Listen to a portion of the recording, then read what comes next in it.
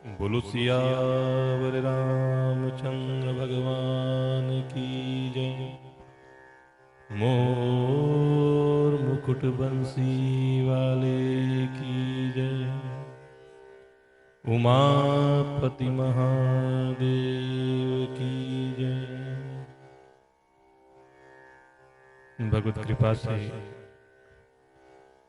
बालकांड को प्रभु के श्री चरणों में समर्पित करने के बाद आज हम श्री मानस जी के द्वितीय सोपान अयोध्या कांड जी में प्रवेश करने जा रहे हैं। श्री गणेशाय नमः। श्री जानकी वल्लभो विजयते। श्री रामचरितमानस द्वितीय सोपान अयोध्या कांड श्लोक। यस्यांगे च विभाति भूधरसुता देवापगा मस्तके। भाले बाल विधुर्गले च गरलम यस्योरसी व्यालराट। सोयं भूतिविभूषणः सुरवरः सर्वाधिपः सर्वदा। शर्वः सर्वगतः शिवः शशिनिभः। श्रीशंकरः पातु माम्। जिन भगवान शंकर की गोद में हिमाचल सुता मां पार्वती जी, मस्तक पर परम पावन भागीरथी मां गंगा, ललाट पर नित्य निरंतर अपनी उज्ज्वलता को फैलाने वाला द्वितीया का चंद्रमा, कंठ में हलाहल विष और वक्षस्थल पर सर्पराज शेष जी सुशोभित हैं। वे ही भस्म से विभूषित देवताओं में श्रेष्ठ सर्वेश्वर संहार करता, जो अपने भक्तों के पापों का नाश करने वाले हैं। सर्वव्यापक कल्याण स्वरूप चंद्रमा के समान शुभ्रवर्ण वाले भगवान शंकर सदा ही मेरी रक्षा करे। प्रसन्नतां यानगताभिषेकतस् तथान ममले वनवास दुःखतः। मुखाम्बुज श्री रघुनंदनस्य मे सदास्तु सामंजुल मंगल प्रदा। जय जय। रघुकुल को आनंद देने वाले श्री रघुनाथ जी महाराज के मुखारविंद की जो शोभा राज्याभिषेक से अर्थात राज्याभिषेक की बात को सुनकर न तो श्री रघुनाथ जी महाराज ने प्रसन्नता को प्राप्त किया और न ही वनवास के दुख से उनके मुख की कांति मलिन हुई। वह मुख कमल की छवि मेरे लिए सदा सुंदर मंगलों को देने वाली हो। भुज श्यामल कोमलांगम सीता समारोपित वाम भागम। पाणो महासायक चारु चापम नमामि रामं रघुवंशनाथम।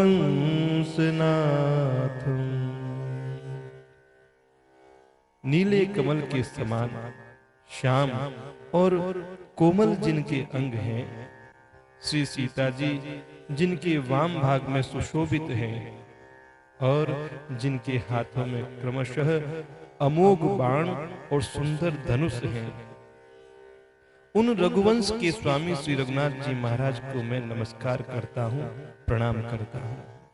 बाबा तुलसीदास जी आगे दोहे के माध्यम से गुरु के श्री चरणों में प्रणाम करते हैं। कहते हैं, श्री गुरु चरण सरोज रज निज मनु मुकुरु सुधारी, बरनउँ रघुबर बिमल जसु, जो दायकु फल चारी। बाबा तुलसीदास जी गुरु के श्री चरण कमलों में प्रणाम करते हुए कहते हैं कि गुरु जी के चरण कमलों की रस से मैं अपने मन रूपी दर्पण को साफ करके श्री रघुनाथ जी महाराज के उस निर्मल और पावन यश का वर्णन करता हूँ, जो चारों प्रकार के फल को देने वाले हैं, अर्थात धर्म, अर्थ, काम और मोक्ष को प्रदान करने वाले हैं। जब तेरा ब्याही घर आए, नित नव मंगल मोद बधाई। भुवन चारी दस भूधर भारी, सुकृत मेघ बरसहि सुख बारी। जब से श्री रघुनाथ जी महाराज विवाह करके घर आए हैं, तभी से संपूर्ण अयोध्या में नित्य नए मंगल हो रहे हैं, आनंद के बधावे बज रहे हैं। 14 भुवन में बड़े भारी पर्वतों पर पुण्य रूपी मेघ सुख रूपी जल की वर्षा कर रहे हैं। रिद्धि सिद्धि संपत्ति नदी सुहाई, उमगी अवध अम्बुदी कहूँ आई।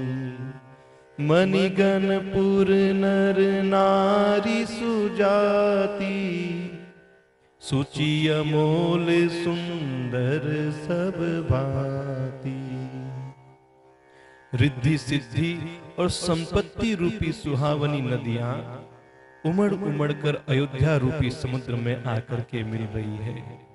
नगर के स्त्री पुरुष अच्छी जाति के मणियों के समूह हैं, जो सभी प्रकार से पावन, पवित्र, अमूल्य और सुंदर हैं। नगर का ऐश्वर्य कुछ कहा नहीं जा सकता, ऐसा जान पड़ता है मानो ब्रह्मा जी की कारीगरी बस यहाँ तक की ही थी।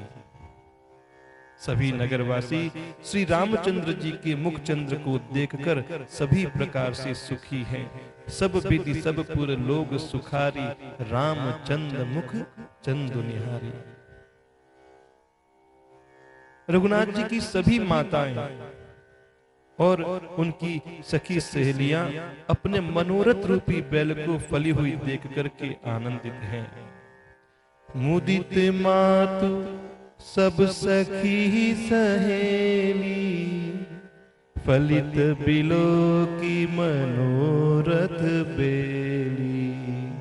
राम रूप गुणशीलु सुभाऊ, प्रमुदित होय देखी सुनि राऊ। सभी माताएं, सखी सहेलियां अपनी मनोरथ रूपी बैल को फलीभूत होते हुए देख करके आनंदित हो रही है। श्री रामचंद्र जी के रूप, गुण, शील और स्वभाव को देख करके, सुन करके राजा दशरथ बहुत ही आनंदित होते हैं। सबके उर अभिलाषु अस रामा, कहि मनाई महेशु सिया रामा। आप अछत जुबराज पद रामा, राम ही देव नरेशु सिया रामा। संपूर्ण अयोध्या वासियों के नगर, संपूर्ण अयोध्या वासियों के हृदय में ऐसी कामना है, ऐसी अभिलाषा है, और उस अभिलाषा की पूर्ति के लिए सभी महादेव जी से प्रार्थना करते हैं कि राजा अपने जीते जी श्री रघुनाथ जी महाराज को युवराज का पद प्रदान कर देवे। एक समय की बात है जब रघुकुल के राजा दशरथ जी अपने सारे समाज सहित राजसभा में विराजमान थे। महाराज समस्त पुण्यों की मूर्ति है, उन्हें श्री रामचंद्र जी का सुंदर यश सुन करके अत्यंत आनंद हो रहा है। सभी राजा उनकी कृपा चाहते हैं। लोकपालगण उनके रुख को रखते हुए उनके अनुकूल होकर के प्रीति का व्यवहार करते हैं। नृप सब रही कृपाय भिलासे, लोकप करहि प्रीति रुख राखे। त्रिभुवन तीनि काल जग माही, भूरि भाग दशरथ सम नाहि। कि पृथ्वी, आकाश और पाताल तीनों भुवनों में, भूत, भविष्य और वर्तमान तीनों कालों में दशरथ जी के समान कोई बड़भागी और पुण्यशाली नहीं है। क्यों? मंगल मूल राम सुत जासु, जो कछु कहिय थोर सबुतासु। राय सुभाय मुकुर कर लीना, बदनु बिलोकी मुकुट सम कीना। क्योंकि मंगलों के मूल श्री रघुनाथ जी महाराज जिनके पुत्र हैं, उनके लिए जो कुछ कहा जाए वह सब कुछ थोड़ा है।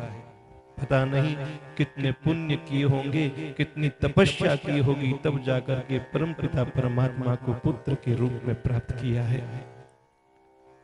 अब राजा ने स्वाभाविक ही हाथों में दर्पण ले लिया और उसमें अपना मुंह देख करके मुकुट को सीधा कर रहे हैं। उसी समय कांच में देखा, क्या देखा? श्रवण समीप भये सित केसा, मनहु जरठपन हस उपदेसा। नृप जुबराजु राम कहु देहु, जीवन जन्म लाहु किन लेहु। देखा कि कानों के पास बाल सफेद हो गए हैं, मानो बुढ़ापा ऐसा उपदेश कर रहा है कि हे राजन, श्री रामचंद्र जी को युवराज पद दे करके अपने जीवन और जन्म का लाभ क्यों नहीं ले लेते हो। इस प्रकार हृदय में विचार ला करके यह विचारु उर आनि नृप, सुदिनु सुअवसर पाई। प्रेम पुलकितन मुदित मन, गुरहि सुनायउ जाय। हृदय में यह विचार ला करके कि मैं रघुनाथ जी महाराज को युवराज का पद दे दूं, राजा दशरथ जी ने शुभ दिन और सुंदर समय पाकर के बड़े प्रेम के साथ आनंद मग्न मन से गुरु जी वशिष्ठ जी के पास गए और उनको अपने इस विचार को सुनाया। बोलो सियावर रामचंद्र भगवान की जय।